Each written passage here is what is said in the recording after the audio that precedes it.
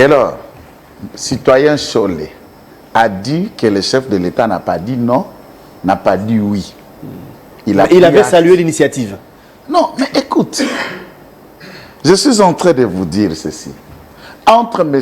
Cholet et compagnie et le président Félix Antoine Tshisekedi Tshilombo, qui a requis l'autre, qui est allé vers l'autre et qui a eu besoin de l'autre?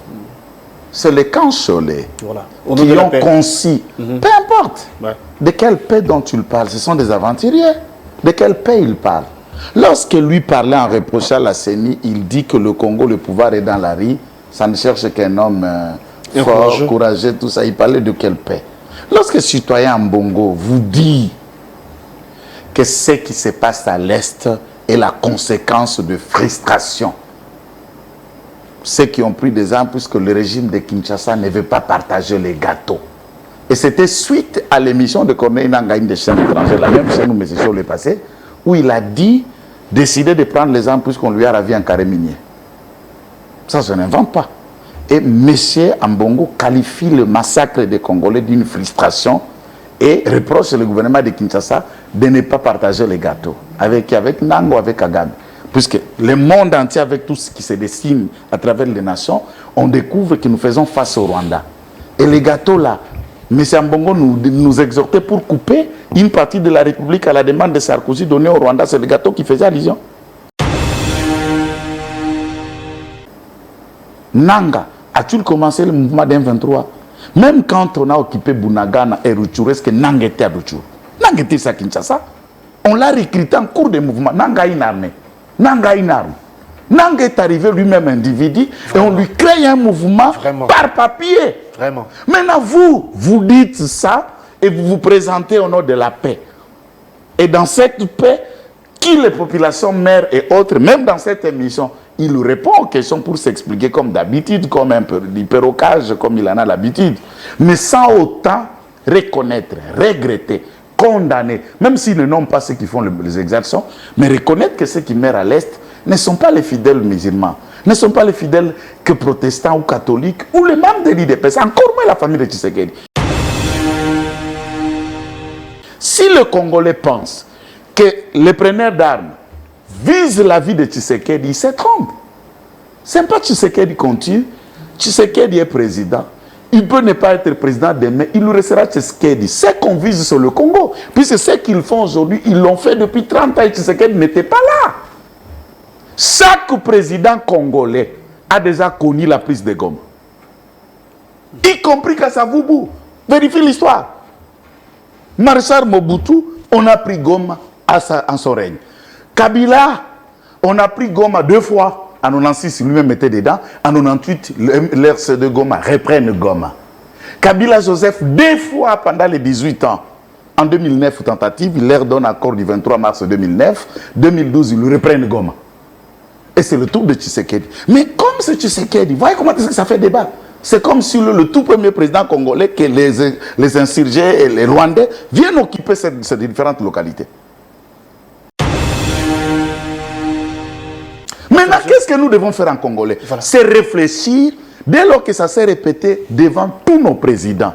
Que faire pour que cela ne revienne pas? La démarche de M. Citoyen Cholet et compagnie vise une accalmie, mais ne règle pas la question de fond. Nanga n'est rien d'autre qu'un récrit. Ce n'est pas une bonne démarche, d'après vous?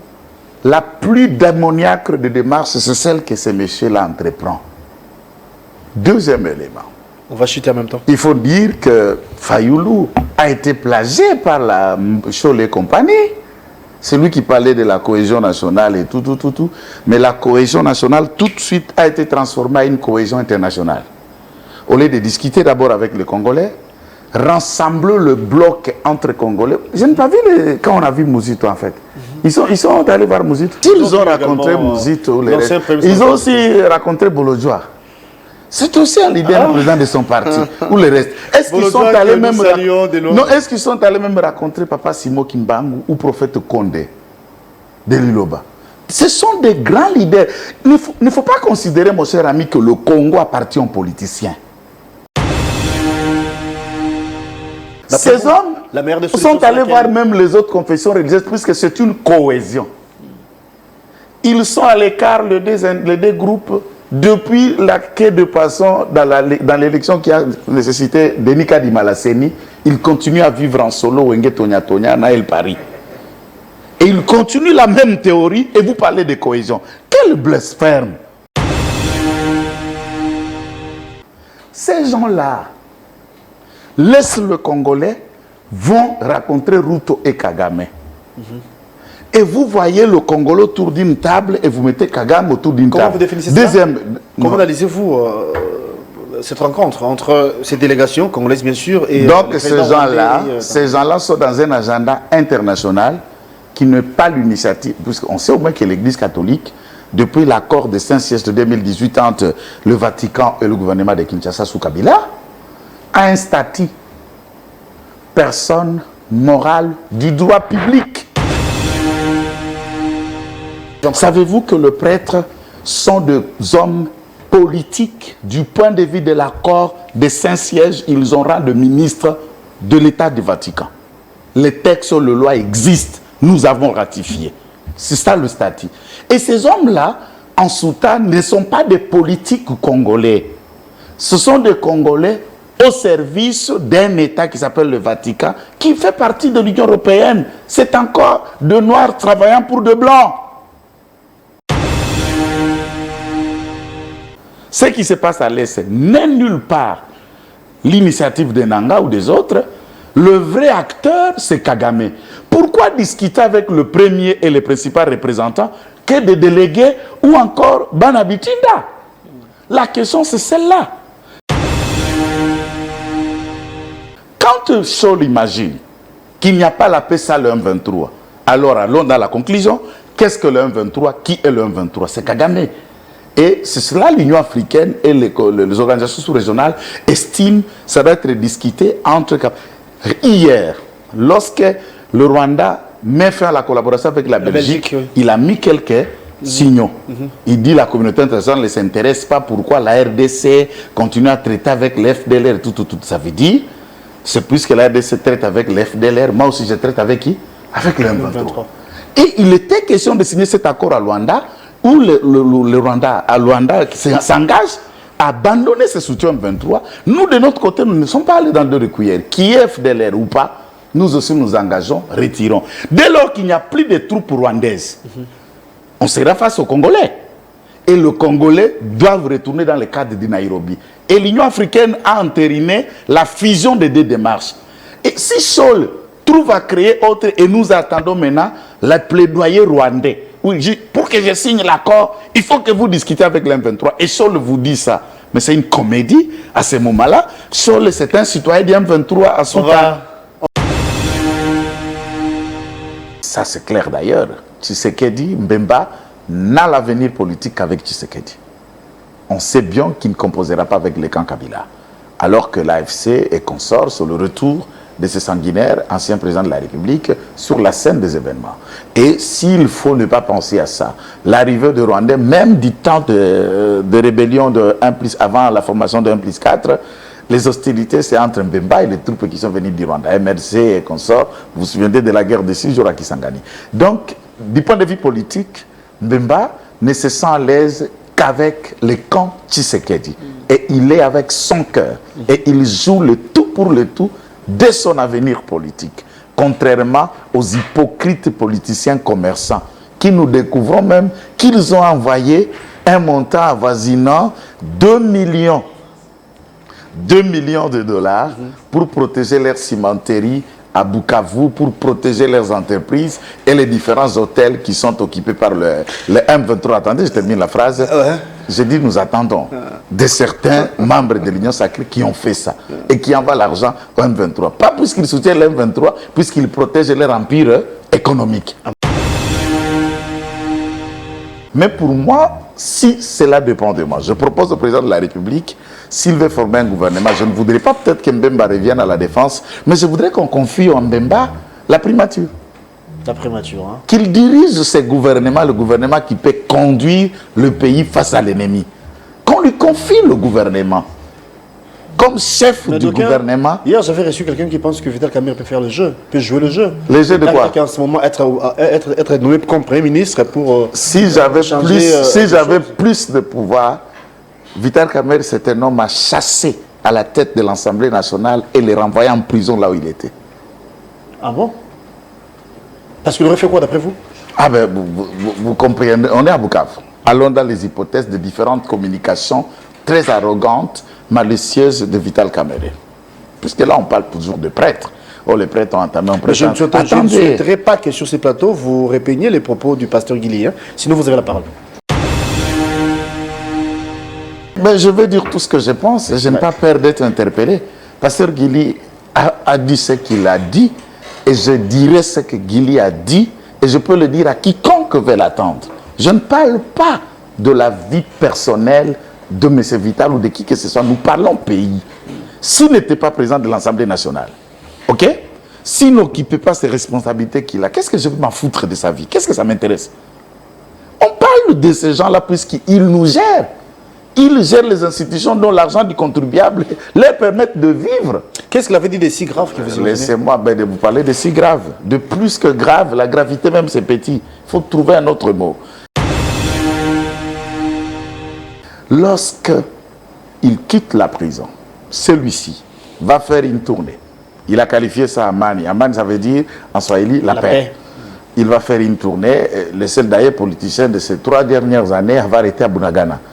D'après toutes les sources, et ces membres ou ces communicants n'ont jamais contredit la thèse, puisque les images, nous les avons vues. Entrer à Bunagana, je me demande comment et quand, sans agression. Et il a été accueilli et discuté avec les troupes. Il rentre, c'est le premier à porter les flambeaux de la négociation. Ici, pas maintenant, ça fait plus de 2 ans. Il faut négocier, il faut les troupes, il faut négocier. Et le président de la République était dans la logique, pas question. Déjà, du point de vue politique, vous n'êtes pas dans la même direction.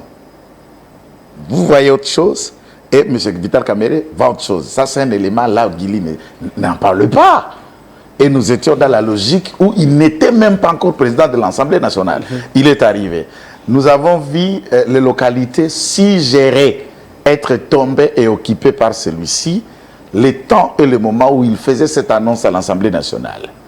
Ces localités, il y avait Herth, mais pas encore occupation et l'Internet. Les éléments à notre connaissance ont démontré, c'est la semaine qui a suivi que les hostilités ont commencé dans ces localités. Mais bien avant, l'armée a fait sa communication et l'armée a parlé, les ennemis de la République ont désorienté la population. Est-ce que, allons-nous imaginer que l'autre par sa communication, il a joué le jeu de l'ennemi? Après que Vital Kamerhe ait dit ça, c'était l'envoyé spécial peut-être c'était une mauvaise coïncidence. Hein. Bon, non, c'est un enseignant à l'université quand même. C'est un acteur politique majeur. À son niveau, il ne dit pas quelque chose par hasard. Tout ce qu'il dit, c'est calculé, c'est imaginé et il sait de quoi il parle. Et donc évident pour tous les autres leaders. Il doit être conséquent de tous ses propos. On va y revenir. Vous vous souviendrez que même Kabila l'avait chassé dans la petite porte par la malice de communication. Il se retrouve à Goma, il discute de l'entrée des troupes ougandaises, rwandaises. À l'époque, je parle du temps de M. Kabila. Et par la suite, il était d'accord, Kabila l'avait consulté. Arrivé à Kinshasa, il a joué au malin, ignorant le tout de tout. Et c'est ce que Kabila n'avait pas aimé. Ce qui lui a coûté le poste à l'Assemblée nationale. Il joue toujours au malin pour tirer les draps de son côté. Et il sait que l'opinion n'est pas favorable à lui. Comment partir en silence du camp de Félix Tshisekedi pour rejoindre ce qu'il a dans la tête? Il faut se victimiser, il faut créer le propos qui va susciter la haine, et en se victimisant, il se retire. On connaît ce jeu. Et personne ne jouera à ça. Dans un gouvernement sérieux, juste ce propos de communication lui vaut une démission à l'Assemblée nationale. Ce n'est pas une insulte que je dis, j'analyse. Jusque-là, je n'ai pas parlé de sa vie privée. Et ça lui vaut ça. Contredit par l'armée. Et il faut noter que ceux qui ont interpellé Guiri n'ont même pas interpellé celui-ci pour enquêter, même pour lui reprocher. Alors, Dieu au Congo, quand vous avez un poste, vous êtes Dieu. Et nous autres qui marchons à pied avec des motos, qui souffrons, mais tous les jours c'est nous qui occupons la télé, expliquer des défendants Tshisekedi, c'est des hommes arrêtables à jeter partout, vous pouvez les jeter. Alors faites-les. Non, on n'a pas peur. La perte de Goma et de Bukavu, c'est une bataille. On ne peut pas, puisqu'ici nous sommes dans le contexte, c'est chez nous, c'est notre territoire. Vous avez acheté une parcelle là, vous pouvez vous trouver, mon cher frère. Je deviens demain, ou je débarque demain, alors vous disant que cette parcelle m'appartient, donc vous savez avoir acheté, vous vous mettez pour y construire. Ouais. Vous dites quoi? Non, c'est Maître Joël, lui il est avocat, moi je suis journaliste, je m'incline, prends la parcelle.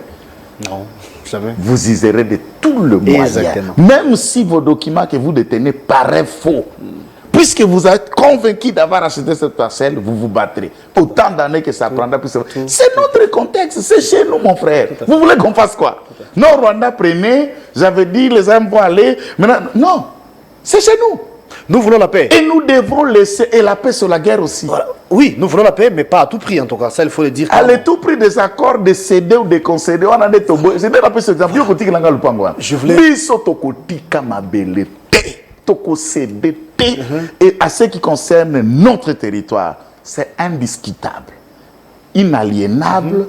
On ne peut morceler. Toute autre discussion va aller outre, mais pas sur le sol, pas sur l'intégrité du territoire, pas sur la République, ce qui nous revient, qui est le droit de tes enfants et de mes enfants. Ça, il n'y a aucune discussion. Oui, à vous tous et à vous qui êtes branchés, c'est un plaisir de vous retrouver pour ce nouveau Nice Press, amis fidèles téléspectateurs, nous sommes très heureux. Un seul sujet à l'ordre du jour, eh bien, la situation sécuritaire au pays, la guerre ou encore l'agression rwandaise via les M23. C'est de ça que nous allons évoquer ce matin. Dans tous les fronts, en tout cas, nous allons parler sur le plan diplomatique, où en sommes-nous, la réalité sur terrain, comment est-ce que les choses se présentent, parce que vous êtes sans ignorer qu'il y a eu beaucoup de condamnations dans beaucoup de salons sur le plan international, mais quelles sont les résolutions sur terrain? Le démarche ou encore les consultations entamées l'autre fois par les pères des églises, où en sommes-nous? Vous et nous avions suivi l'intervention de l'abbé Chollet qui dit clairement que les dialogues semblent être inévitables. Alors s'il faille parler dialogue, en croire Chollet bien sûr, il faut que le M23 soit de la partie. Les M23 AFC bien évidemment soit de la partie. Alors que la position de Kinshasa d'antan était connue jusqu'ici qu'on ne pouvait en aucun cas échanger avec le M23, plutôt peut-être avec les commanditaires qui est Kigali, qui est Rwanda, qui est Kagame, mais du moins aujourd'hui, eh bien, les pères des églises sont clairs, sans embâche. Ils ont dit que les M23 se voient dans l'obligation également de prendre part par rapport au dialogue qui jusqu'ici est encore en perspective. Donc nous allons vous parler de cette situation. J'ai dit aussi les sanctions sur le plan international. Il y a eu le Conseil des Nations Unies où on continue à sanctionner Rwanda verbalement, à condamner plutôt verbalement le Rwanda, mais les sanctions ne sont pas jusqu'ici visibles sur terrain. Des invités sur ces plateaux, le tout premier est avec nous. Il représente le régime, il représente l'UDPS, il est du pouvoir. Maître Joël Kitenge est le tout premier invité. Et nous attendons l'arrivée d'un opposant. Merley Vouvou va se joindre à nous tantôt. Et ensemble, vous serez éclairés bien évidemment par rapport aux questions évoquées. Je m'en vais saluer Maître Joël, ça fait longtemps. Merci d'être là et bon jeudi à vous. Merci de l'invitation. Salutations à tous nos compatriotes. Alors, la situation de l'Est, ça nous préoccupe, ça vous préoccupe. Nous sommes tous Congolais, bien évidemment. C'est un sujet ou encore une question qui nous met mal à l'aise, qui nous dérange en tout cas. Alors, la manière dont les choses se présentent. Dans beaucoup de salons, comme j'ai dit un peu, sur le plan international, il y a des condamnations. Mais jusqu'ici, sur le terrain, il y a point de sanctions. Continuerons-nous, Congolais, à faire foi au regard de ce qui se passe surtout sur le plan international? Ou bien, il faut montrer de quoi nous sommes capables sur le terrain en termes de rapport de force?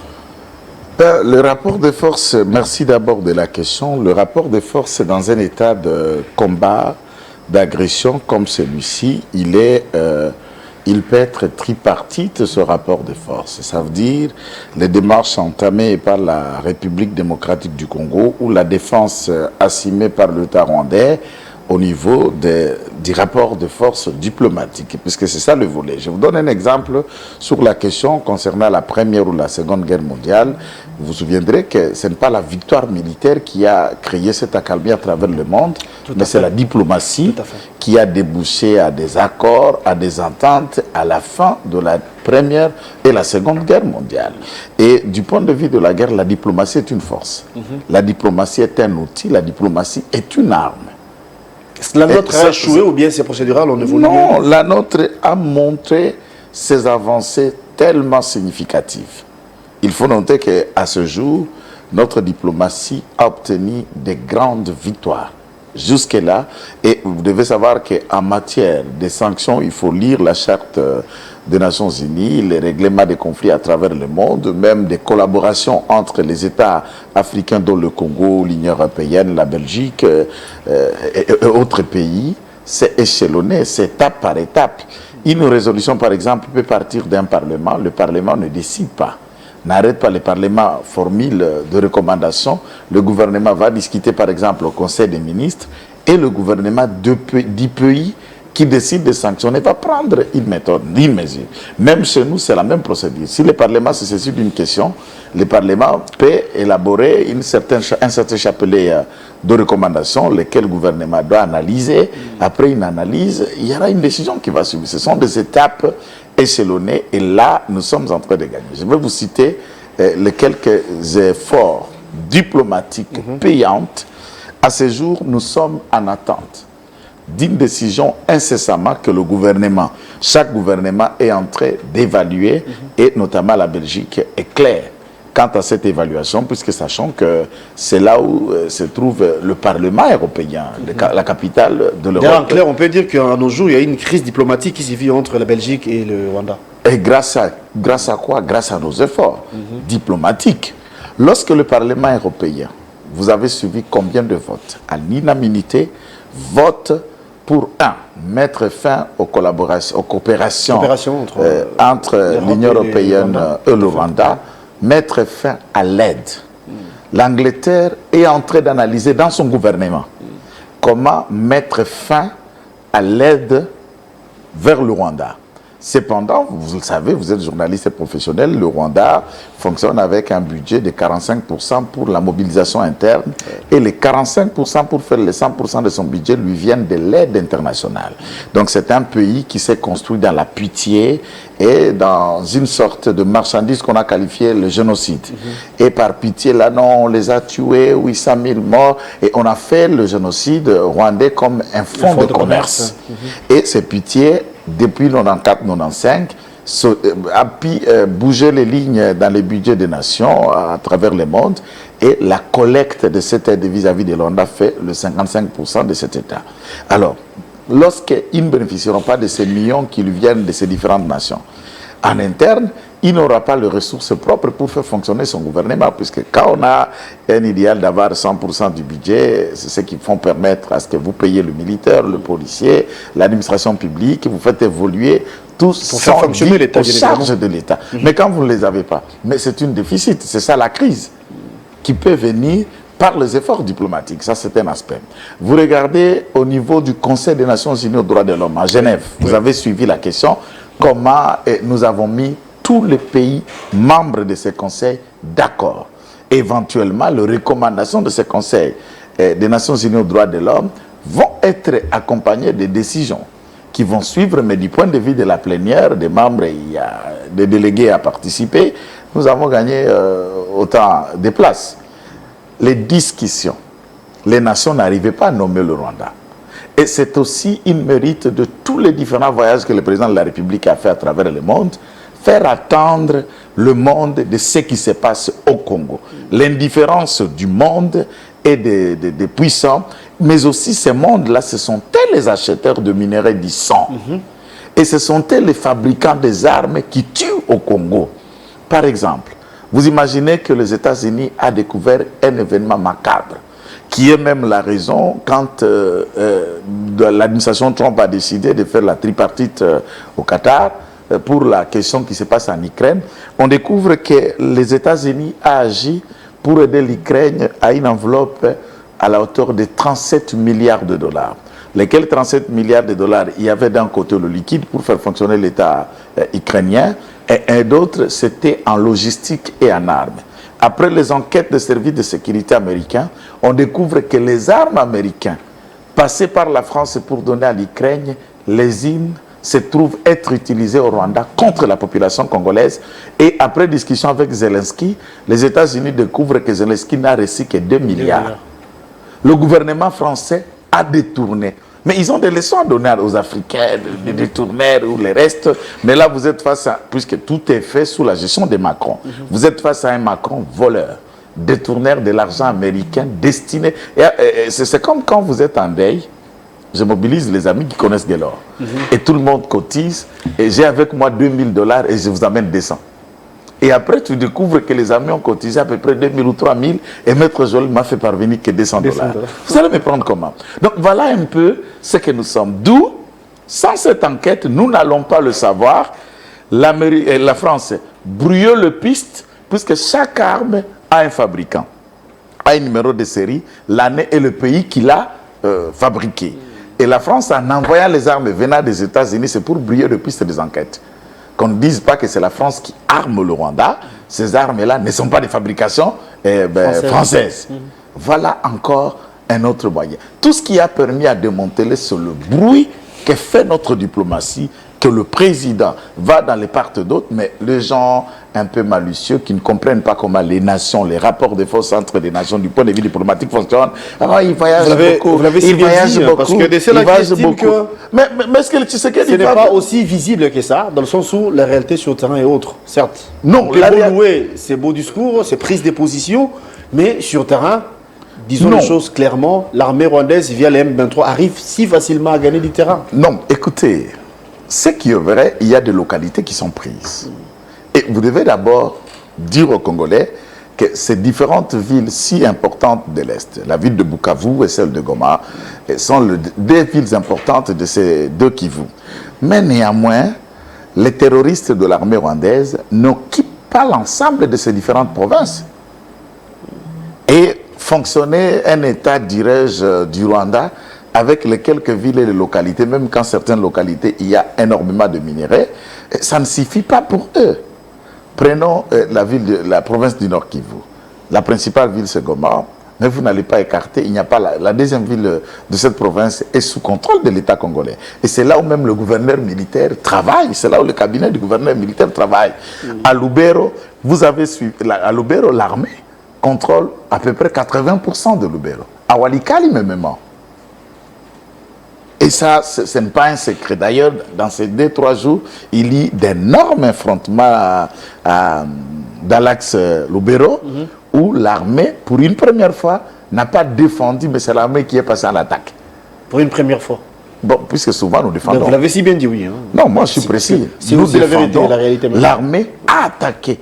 Alors, c'est un élément pour dire aux Congolais que le Nord Kivu, dans son entièreté, n'est pas contrôlé par le Rwanda. Et tous les moyens d'action ne nous ont pas fermés et empêchés. Le gouvernement de la République a énormément de problèmes. Puisque, voyez qu'il y a beaucoup de trucs concernant l'armée pour des raisons sécuritaires et de la défense. Et de ne pas nous affaiblir vis-à-vis de l'opinion publique. Il y a des questions que nous nous évitons de développer. D'ailleurs, c'est ce qui a été demandé par le CESAC, Mouyaya et consorts, pour ne pas entrer dans ces détails. Il y a aussi des questions en interne de l'armée. C'est vrai, le commandant suprême, ce sont des questions qu'on ne règle pas par miracle. On peut changer un commandant, ça veut dire le chef d'état-major, le chef de régiment, mais dans le fond, ce commandement est un organe stratégique d'intelligence pour la coordination des actions militaires ou le combat. Mais les troupes qui combattent, ceux qui n'ont pas de galons, qui sont face à l'ennemi, c'est encore un autre fait, un autre problème. Et là, il y a à mer et à boire. Et on ne ramasse pas des troupes de ça et là. Donc, c'est dans ce sujet que vous voyez le président de la République, au-delà de solliciter certaines troupes qui nous viennent des organisations sous-régionales, il y a aussi des accords bilatéraux. Par exemple, un accord bilatéral qui est beaucoup plus payant, c'est des troupes burundaises. Chaque jour, je me dis, si le Congolais peut se dire avoir un frère dans la région, jusque-là, on peut se dire que nous avons des Burundais comme frères africains, pas frères congolais, comme frères africains, puisque quelqu'un qui vient mourir pour vous, il vient combattre avec risque de prendre une balle et d'y rester pour que vous ayez la paix. C'est un homme à respecter. Tout à fait. C'est un homme à respecter et à encourager. Alors, vu la situation, parce que vous avez parlé même de la chaîne de commande, s'il fallait changer, s'il fallait la changer, parce que beaucoup de gens estiment qu'il faut révisiter certaines choses, mais des milliers qui pensent également qu'au-delà de la situation actuelle, il nous faut plutôt un gouvernement de crise. Est-ce qu'il faut garder toujours le même gouvernement, la même personne, la même structure, je voulais dire, ou bien il faut révisiter parce que la situation semble être de plus en plus difficile? Je suis de cet avis, mais je ne considère pas un gouvernement de crise, puisqu'il n'y a pas encore crise. nous sommes agressés, on est en guerre, nous avons un territoire qui compose 26 provinces et les hostilités sont encore dans les 2 provinces. Ça veut dire 24 provinces ne sont pas encore dans l'hostilité. Mais on ne peut pas écarter le risque. Alors, parler de crise, c'est un peu trop fort ou aller vite en besogne. Mais la réalité sur terrain est que ce gouvernement, oui, des visiteurs et des passagers simples dans ce gouvernement n'ont pas leur place. Je préfère dire ces mots pour ne pas vexer plus davantage. Et je propose au gouvernement, surtout le président de la République, ici, c'est ne pas appeler tous ces messieurs qui tralonnent avec leur liste. Si le président de la République dit aujourd'hui que dans cette semaine, il va sortir un gouvernement et qu'il lance un appel aux composantes et entités, le poids politique, comme ils le veulent dire, vous le verrez à 4 heures du matin, ils sont tous à l'OIA pour s'aligner en file indienne. Mais quant à la mobilisation, quant à accompagner le président face à ces défis, tous sont silencieux. Tous s'occupent à autre chose.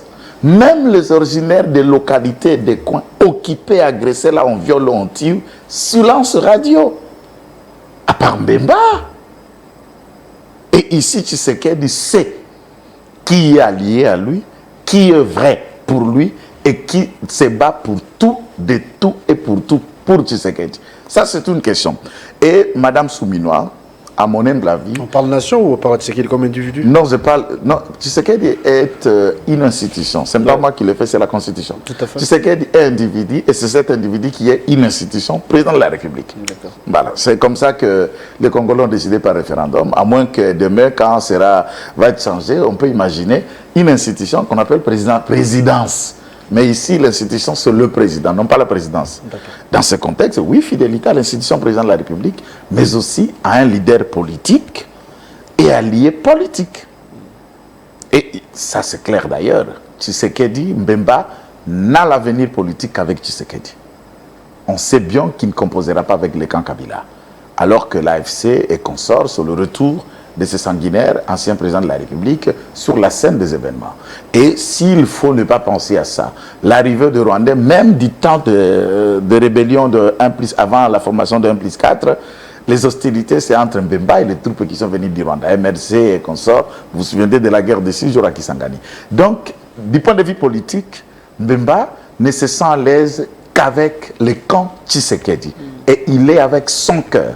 Et il joue le tout pour le tout de son avenir politique, contrairement aux hypocrites politiciens commerçants qui nous découvrons même qu'ils ont envoyé un montant avoisinant 2 millions de dollars pour protéger leur cimenterie à Bukavu, pour protéger leurs entreprises et les différents hôtels qui sont occupés par le M23. Attendez, je termine la phrase.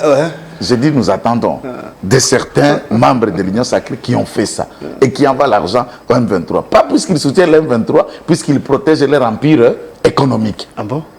Mais vous avez parlé de Mbemba. Bemba, vous avez vanté Jean-Pierre Bemba, livrez-vous, hein, parce que c'est un compatriote qui nous prouve de quoi il est capable par rapport à ses réalisations, par rapport à la motivation. Et je propose... Sa civilisation même, voulais-je dire, coup de chapeau à lui. Mais la même personne, l'autre fois, était au niveau du ministère de la Défense, on suppose, ou encore, il était là-bas, et permutation, il est parti au niveau du transport, alors que la situation actuelle, ou encore les sujets en question, c'est un rapport avec là où il était.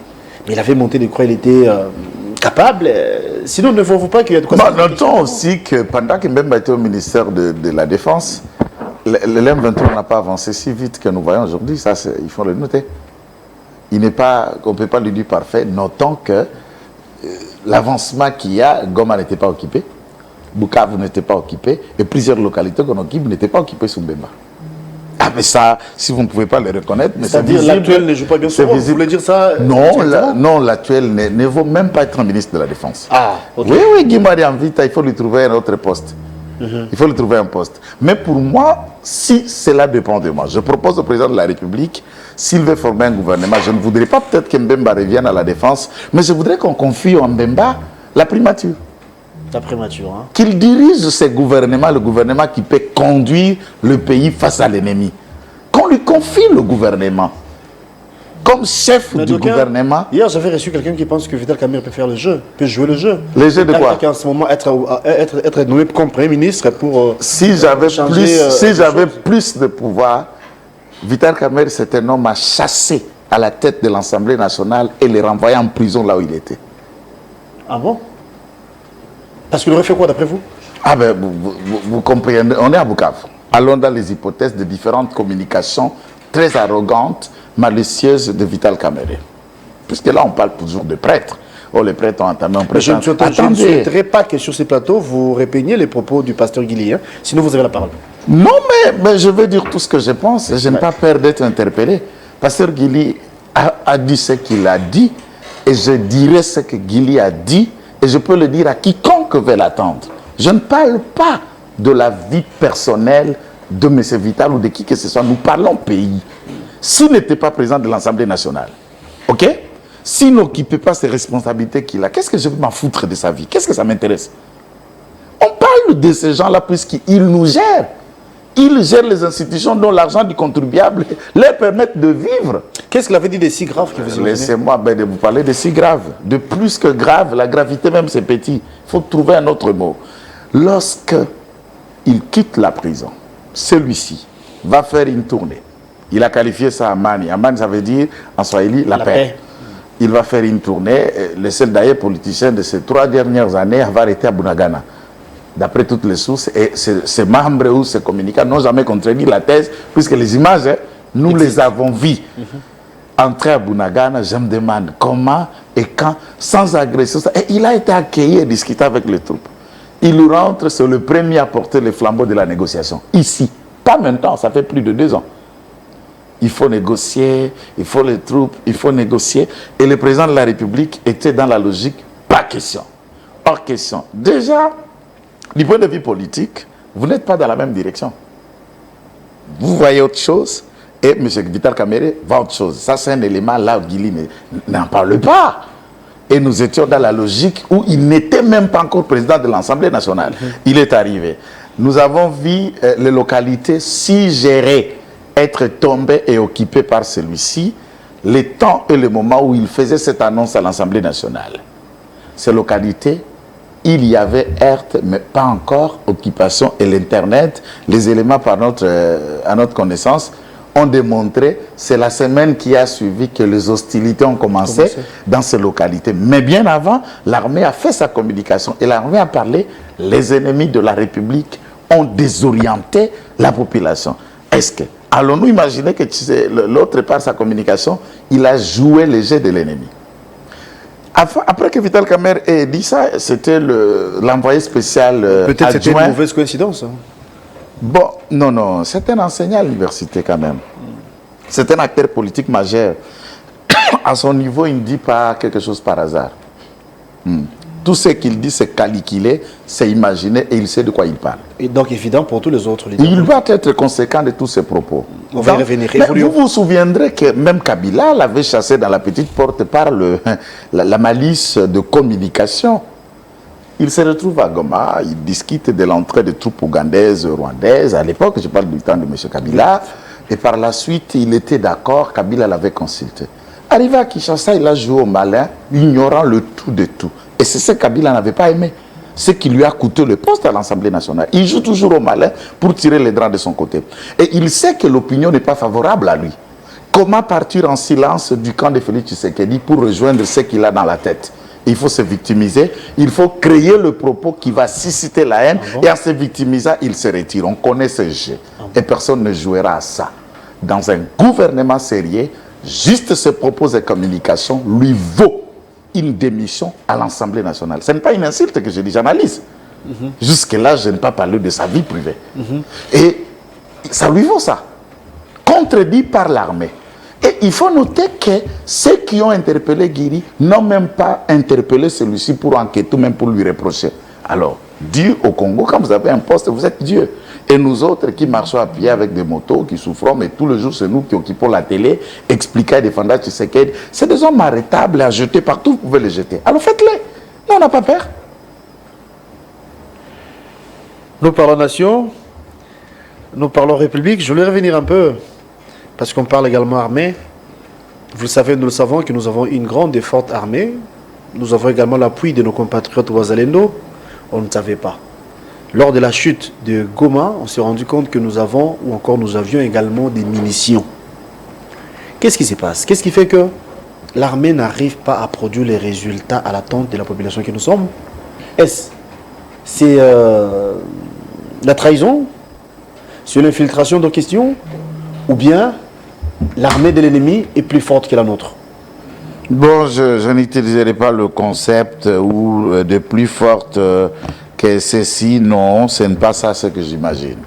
Mais je vais être franc. Donc, vous avez parlé d'infiltration, vous avez parlé des organisations, vous avez tout ça. Toutes ces questions-là sont dedans. Mais il faut situer la réponse de chacune des questions dans le contexte et dans le concept à comprendre et à imaginer comment le Congolais fonctionne. L'aspect que je peux aimer, l'assertion qui, le comète mortel, s'imaginait que nous n'avions pas d'armes. Et des armes de ce calibre-là, ce n'est pas moi qui l'ai dit, c'est M. Aboulangando Nanga qui souligne, disant que l'armada qu'on a trouvé, et cette armada, mon cher ami, je connais un peu les armes, c'est des milliards, pas des millions, des milliards. Okay. Ce n'est pas AK, hein? On parle des armes, on parle des armes, et des armes de guerre, comme on l'a dit. C'est des milliards. Ceci étant, le commandant suprême, à travers le monde, presque 90% des présidents sont des civils. Rare fois qu'on a des Traoré, des Goïta, ou des général Tchani, ou ceux qui sont de part et d'autre dans le coup d'état militaire, ou des Sassou, ou des Neva, d'Aïchimie, qui hier étaient militaires et sont devenus présents aujourd'hui.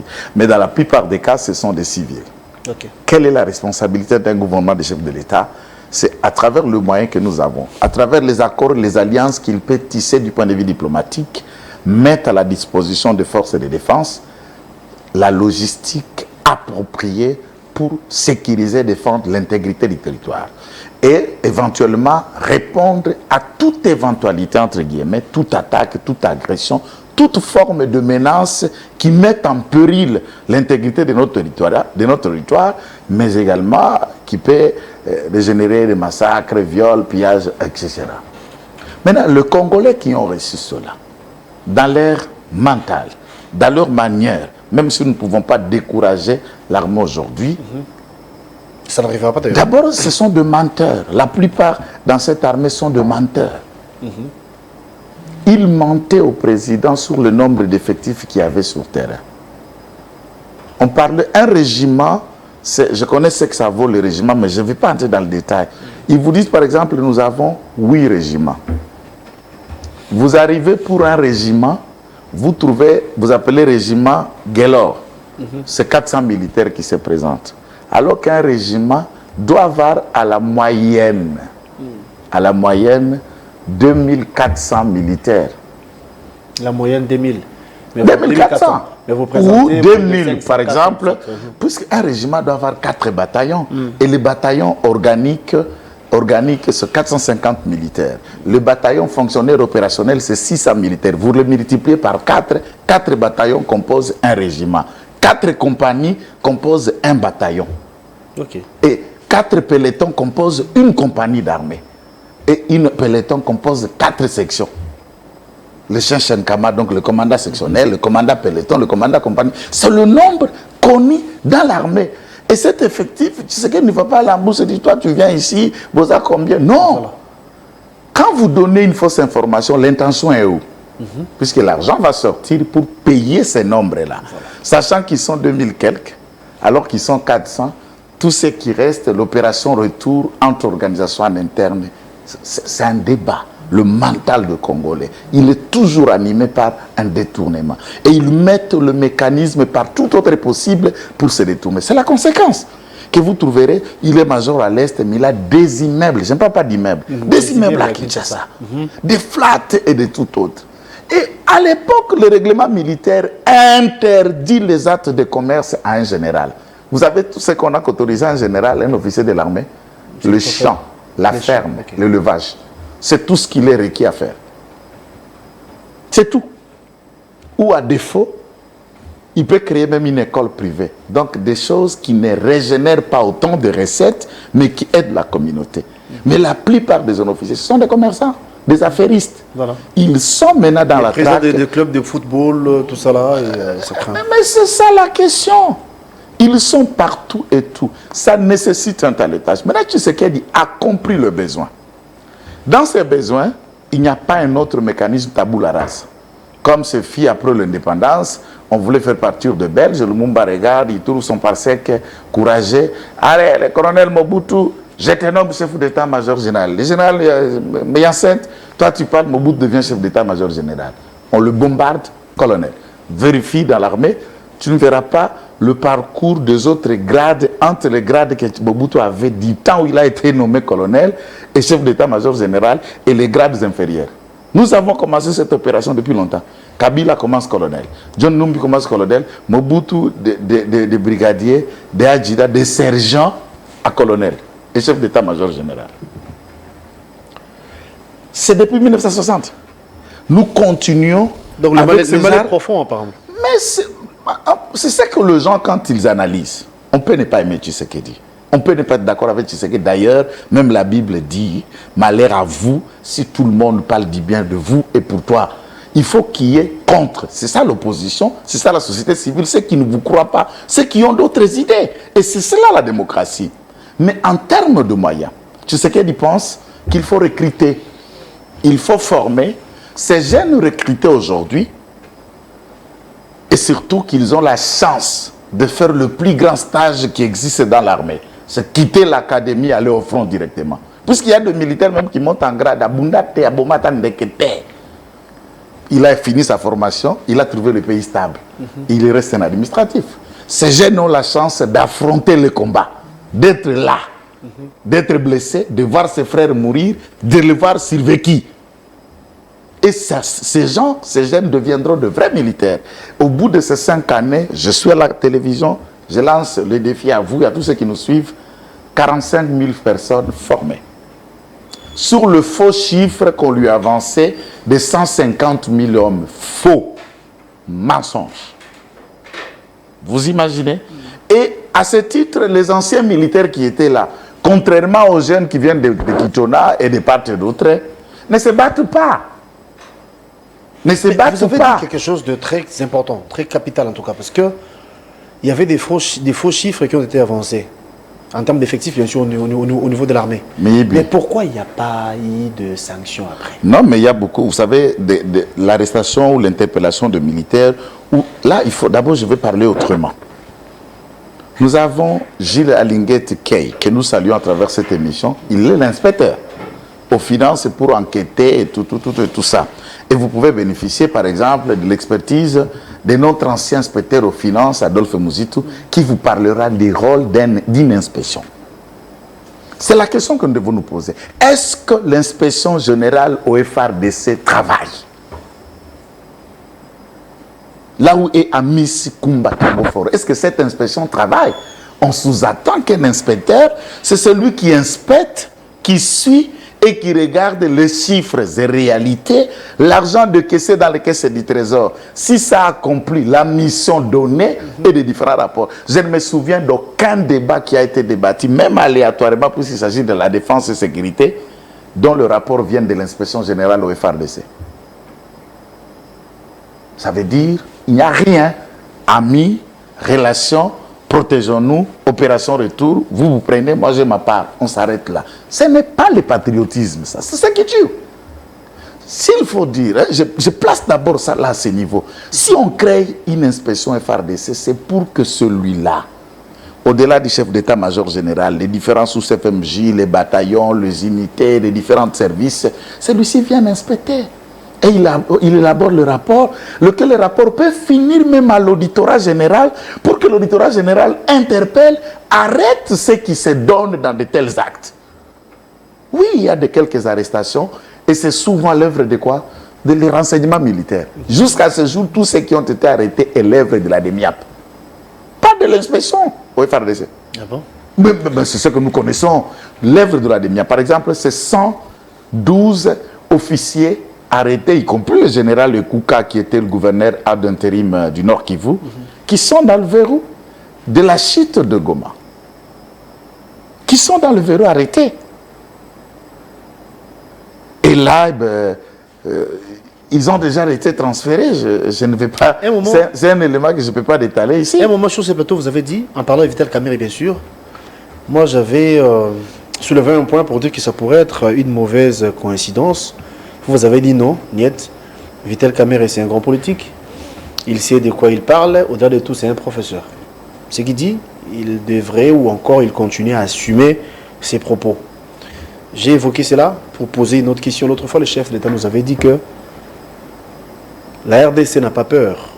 De Goma, on peut atteindre Kigali sans embâche, sans inquiétude. Nous avons comme l'impression qu'on s'éloigne de plus en plus du Rwanda et qu'on aura du mal, peut-être demain ou après, d'attaquer Kigali. Non. Alors que c'était une promesse faite par celui-ci et jusqu'ici sans succès. Par rapport à ça, qu'est-ce que vous pouvez dire? Non, mais je suis franc, c'est d'ailleurs une très bonne question qui est aussi claire. La réponse, elle est dans votre question. Lorsque un commandant suprême, le chef de l'État, dit de telles allégations, il s'attelle, il se confie aux armes, j'insiste, qui sont sur terrain à Goma, qui ont une portée, vous savez que nous et le Rwanda, sur 2 kilomètres, vous êtes déjà à Gisenyi, qui ont une portée à toucher l'ennemi. Et il a une confiance, même quand Mobutu parlait. Je voulais le citer en lingala avec votre autorisation. Non, je vous en prie. Natia Kamael Nangai pas béré rouge, paracommando, béré vert, fatancien, ainsi de suite. Alors que lui-même Mobutu était militaire. La force d'un commandant suprême, c'est aussi l'attitude, le caractère positif, patriote de son armée. Il y a aussi un autre petit aspect connu, c'est cette infiltration qui est dit, échelonnée, ça s'est produit étape par étape. On ne peut pas s'arrêter de voir que l'entrée de la fidèle, mais cette infiltration déjà existait. Prenons l'hypothèse. Charles Bisegimana, qui était l'inspecteur général à la police ici, était déjà le parsec de Nzimbi au Zaïre et le parsec dans l'antichambre de Nzimbi dans la garde civile. Et c'était qu'à l'entrée de Mouzé. Et après la chute d'Isaïr, il va quitter la garde civile pour rentrer au Rwanda. Il revient ici, il devient général. Quand est-ce qu'il est monté en grade pour devenir capitaine, major, colonel? Là, il est monté en grade au Rwanda. Ça date. Lorsque nous utilisions des téléphones au début, c'est pas moi. Moi, je viens d'une famille modeste. Mais c'est Miko. C'est Miko. Miko Télécel. Voilà, et tout ça. Il s'appelait Miko Télécel, ouais. Donc, le système déjà de communication était rwandais. Le temps d'Isaïr. Nous connaissons tout ça. Non, ça veut dire, vous aviez même un nous, Congo, de déjouer d'abord, le Congolais n'a pas une attitude belliqueuse déstabilisant les autres ou une attitude sanguinaire de tueur. Ce n'est pas Congolais. Congolais social, Congolais enquéant, Congolais intègre tout. Ce n'est pas la naïveté. Nous ne sommes pas. Non, ce n'est pas la naïveté, c'est la nature de Congolais. Nous sommes ce que nous sommes, c'est le plan de Dieu. Mais maintenant, est-ce qu'il faut continuer ainsi? Je dis non. Il faut changer de méthode. Voilà. Il faut appliquer la loi de Moïse. Moi, j'aime l'islam. Dans la méthode où le Coran nous enseigne un certain nombre de... Non, je suis prêt. Je crois en Dieu. Je crois en Dieu. Ouais. Je crois en Dieu. Et le Congo est laïque. Je voulais juste non, dire... je ne vous en peux pas. C'est une manière de dire, c'est mal du fait que vous l'avez évoqué. Moi, je suis du genre au Betty. Si le président avait parlé qu'on peut toucher, s'en tenait compte des armes et de rapports de ceux qui géraient cette sécurité lui donnaient. Le problème est que mais hélas, sans succès. Peut-on nous faire foi encore? On peut dire que bien sûr, on a encore le moyen de... Bien sûr, il y a un jargon qui dit on peut perdre une bataille, mais pas un combat. Bien sûr, c'est une bataille. La perte de Goma et de Bukavu, c'est une bataille. On ne peut pas, puisqu'ici, nous sommes dans le contexte, c'est chez nous. C'est notre territoire. Vous avez acheté une parcelle là, vous pouvez vous trouver, mon cher frère. Je deviens demain, ou je débarque demain, alors vous disant que cette parcelle m'appartient, donc vous savez avoir acheté, vous vous mettez pour y construire. Voilà. Vous dites quoi? Non, c'est Maître Joël, lui il est avocat, moi je suis journaliste, je m'incline, prends la parcelle. Non, jamais. Vous userez de tout le moyen. Exactement. Même si vos documents que vous détenez paraissent faux. Puisque vous êtes convaincu d'avoir acheté cette parcelle, vous vous battrez. Autant d'années que ça prendra. C'est notre contexte, c'est chez nous, mon frère. Vous voulez qu'on fasse quoi? Non, Rwanda, prenez, j'avais dit, les armes vont aller. Maintenant, non, c'est chez nous. Nous voulons la paix. Et nous devons laisser, et la paix sur la guerre aussi. Voilà. Oui, nous voulons la paix, mais pas à tout prix, en tout cas. Ça, il faut le dire. À tout prix des accords, de céder ou de concéder, on a des tombos. C'était la paix sur l'exemple. Je voulais... Et à ce qui concerne notre territoire, c'est indiscutable. inaliénable, on ne peut morceler. Toute autre discussion va aller outre, mais pas sur le sol, pas sur l'intégrité du territoire, pas sur la République, ce qui nous revient, qui est le droit de tes enfants et de mes enfants. Ça, il n'y a aucune discussion. Même si c'est Dieu qui parle, on doit lui refuser. Je voulais aller sur ce terrain pour avoir plus de précision, encore les éclairages par rapport à ça. Parce que vous avez dit que la paix semble être inévitable, parce que tous voulons la paix, mais pas à tout prix. Ça, il faut le dire. Non, non, on essaie de rien. Inquiétude. Et vous avez illustré dans cette émission qu'il y a plusieurs guerres, vous l'avez évoqué, où ici la Kakanabitumbaté. Par la voie diplomatique, il y a eu la calmie, il y a eu la paix. Aujourd'hui, même l'Ukraine discute. Ils discutent avec la Russie. Au-delà de tout, ils discutent maintenant. Il y a une démarche Israël discute avec Hamas. Les princes des églises, les pères des églises. Prince des églises. J'ai fait allusion à l'abbé Cholet et toute l'équipe. Ils ont consulté, ils étaient chez Nanga, ils ont commencé d'abord ici à Kinshasa, ils ont vu Fayulu, ils ont vu Katumbi, plutôt Kamere voulais-je dire, au départ c'était les chefs de l'État, et puis après Nanga et le président rwandais, le président tanzanien, ils continuent, ils nous ont promis que la semaine prochaine ils vont revenir et la première est réservée au chef de l'État. Pas plus tard qu'hier, l'abbé Cholet a accordé une interview dans une chaîne internationale où il a dit clairement que le dialogue semble être inévitable. Mais on ne peut en aucun cas dialoguer sans le M23. Alors que les chefs de l'État, depuis la nuit du temps, ils disaient aucune négociation sera permise entre Kinshasa et le M23 parce qu'ils sont considérés comme rebelles, comme terroristes. Est-ce que la donne change au regard de la situation actuelle ou bien il faut revenir par rapport à la position d'antan, ce qui dit on peut négocier mais pas jamais avec le M23? Je vais être franc avec vous. Oui. Dans ma communication, j'ai toujours été franc. C'est votre point fort, en tout cas. Je ne passe pas par le dos de la cuillère. Vous savez, le monsieur que vous faites allusion à M. Cholet, vous avez dit, M. Cholet, ce citoyen, il a parlé au nom de son église, au nom de son organisation, qui, du reste, n'est pas une institution de l'État congolais. Mais il faudra signaler ici qu'ils avaient également reçu mandat. Non. Il a dit ça. Non, il n'a pas dit. Il a dit qu'ils étaient reçus au départ par le chef de l'État. Ils ont présenté les cahiers des charges. Ils ont, en fait, le chef d'État a posé plusieurs questions pour en savoir plus. Il n'a pas dit non. Il a dit. Il n'a pas dit oui. C'est ça que j'ai attendu. L'interview est là. Il a dit allez consulter qui vous. Allez consulter les partenaires. Non, plutôt pas les partenaires. Allez consulter les adversaires, tout ça là. Et dans 2 semaines, je vais vous recevoir à nouveau. Gélor, citoyen Cholet a dit que le chef de l'État n'a pas dit non, n'a pas dit oui. Il avait salué l'initiative. Non, mais écoute, je suis en train de vous dire ceci. Entre M. Cholet et compagnie et le président Félix Antoine Tshisekedi Tshilombo, qui a requis l'autre, qui est allé vers l'autre et qui a eu besoin de l'autre. C'est le camp Cholet qui ont conçu. Peu importe. De quelle paix dont tu parles, ce sont des aventuriers. De quelle paix il parle? Lorsque lui parlait en reprochant la CENI, il dit que le Congo, le pouvoir est dans la rue. Ça ne cherche qu'un homme fort, courageux, tout ça. Il parlait de quelle paix? Lorsque le citoyen Mbongo vous dit que ce qui se passe à l'Est est la conséquence de frustration, ceux qui ont pris des armes puisque le régime de Kinshasa ne veut pas partager les gâteaux. Et c'était suite à l'émission de Corneille Nangaa, une des chaînes étrangères, la même chaîne où M. Cholet est passé, où il a dit, décider de prendre les armes puisqu'on lui a ravi un carré minier. Ça, je n'invente pas. Et M. Ambongo qualifie le massacre des Congolais d'une frustration et reproche le gouvernement de Kinshasa de ne pas partager les gâteaux. Avec Nango, avec Kagame.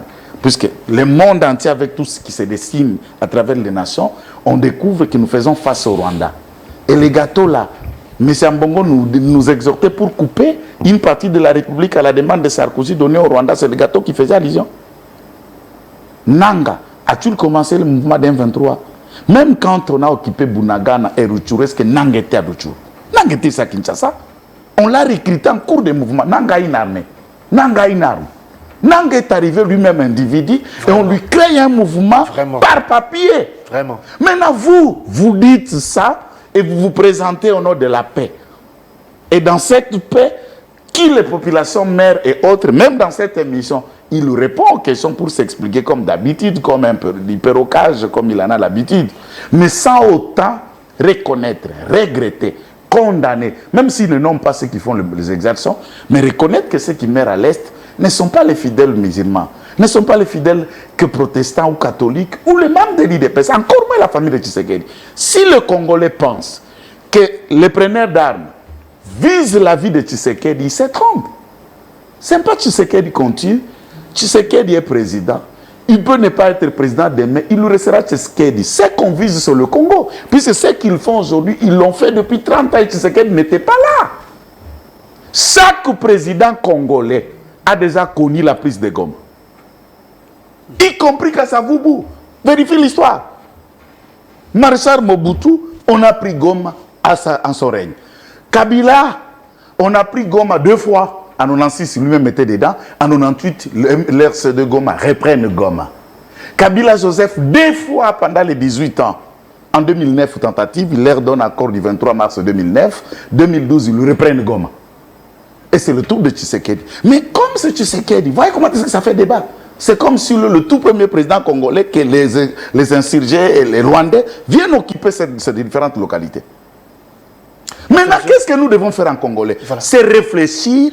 Dès lors que ça s'est répété devant tous nos présidents, que faire pour que cela ne revienne pas? La démarche de M. Citoyen Choll et compagnie vise une accalmie, mais ne règle pas la question de fond.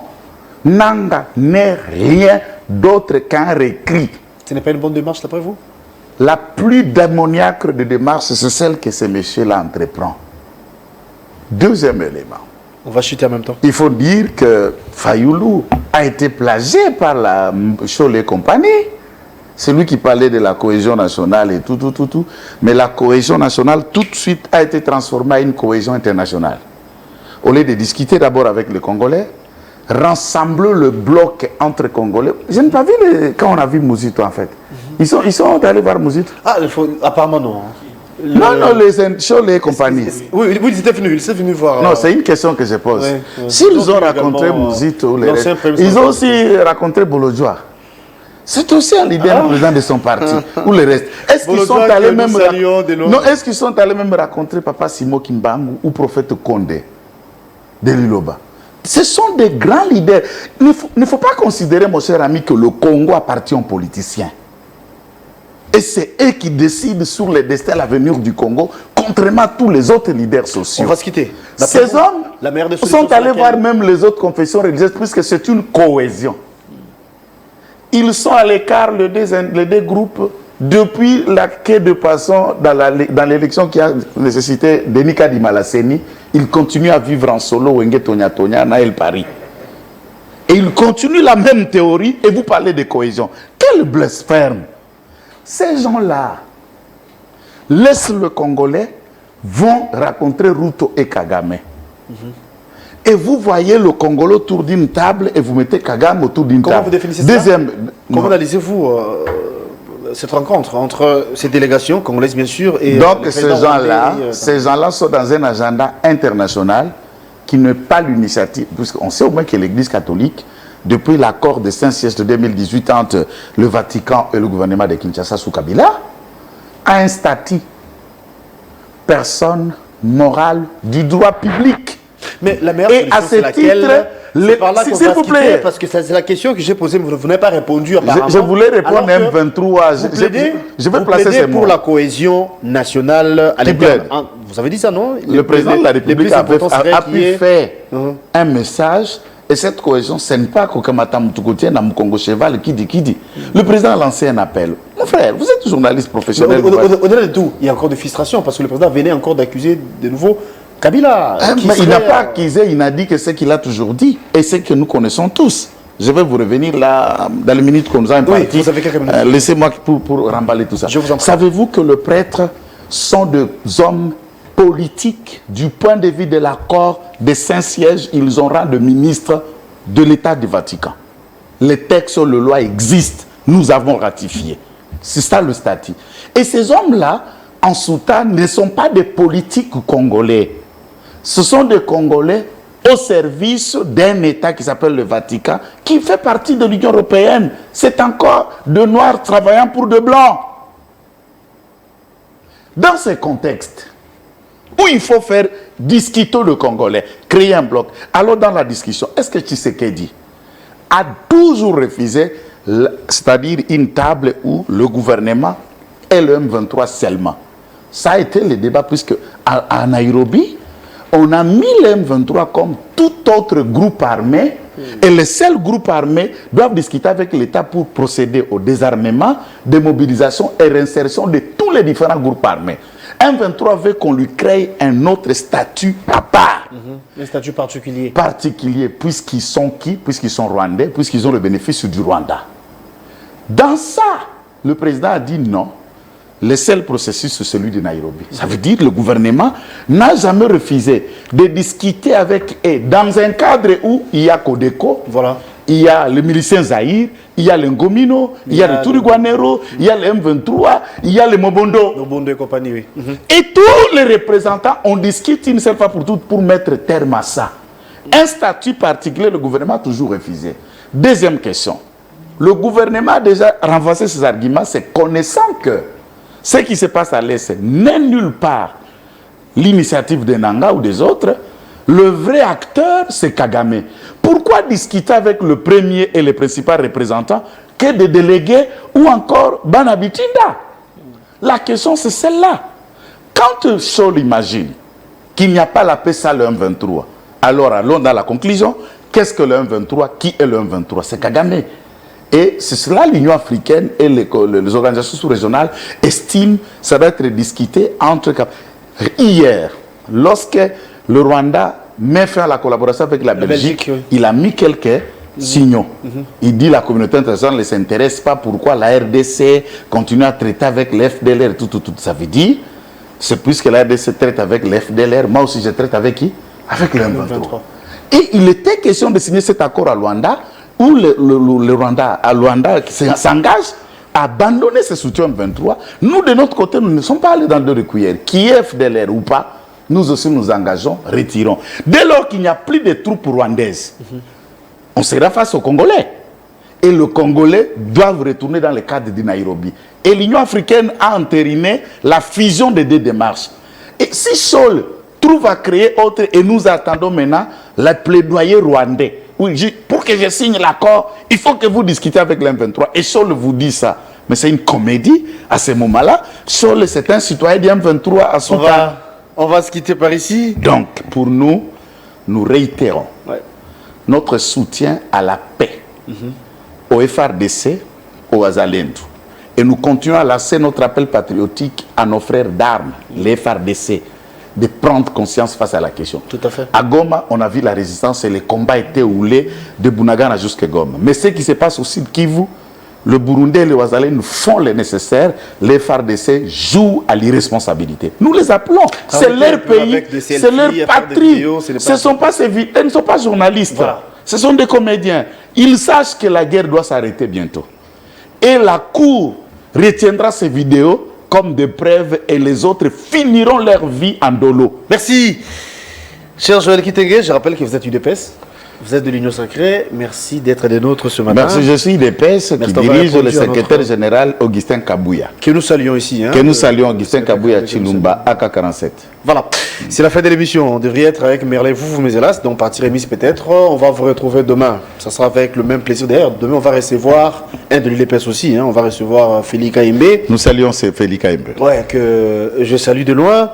Merci à la réalisation de Moulouk Anthony. Merci à Brandon Milalou. Merci Jérès Mabeka. Merci à mon invité surtout pour la disponibilité. Merci beaucoup. On vous retrouve demain, comme j'ai dit il y a peu. La rediffusion de ce numéro, c'est à 18h. Les internautes, abonnez-vous à Nice Press Télévision. Abonnez-vous à la RTVS 1.